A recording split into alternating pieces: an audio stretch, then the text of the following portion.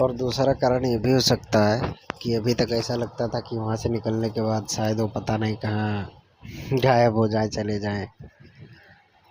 और अभी ऐसा लगने लगा कि वो बंदा दिखेगा ही, रहेगा ही, कभी भी मिल सकते हैं।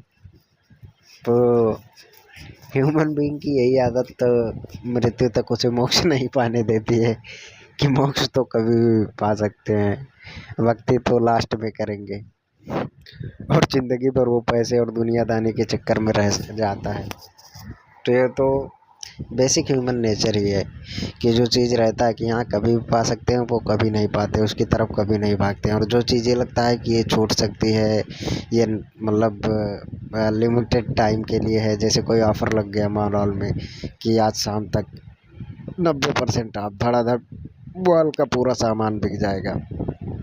और जब वही पड़ा रहता है, ये है कि हाँ चलो 1 महीने तक रहेगा कि 90% ऑफ, तो ये 1 महीने में भी उतना नहीं बिकेगा, क्योंकि सब आलस के शिकार रहते हैं। और ह्यूमन नेचर ही है ये कि जो चीज़ें लगता है कभी भी ले सकते हैं, वो हम कभी नहीं लेते हैं।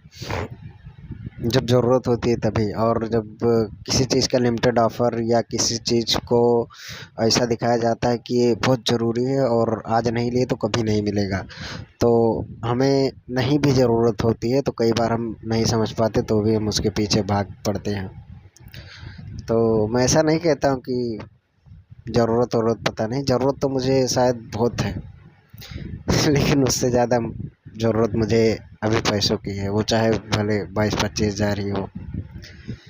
तो इसीलिए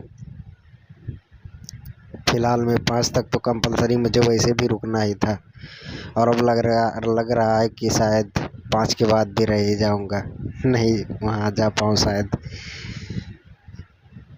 पता नहीं, लेकिन देखते हैं। इसीलिए बहुत सारी चीज़ें समय के हाथ में छोड़ दी जाती हैं, और कि हाँ देखते हैं, जो समय करवाएगा वही करेंगे। तो ये भी समय के हाथ में ही मैं छोड़ रहा हूँ, जो समय करवाएगा, जो चाहेगा वो होगा, वही करेंगे, यही है।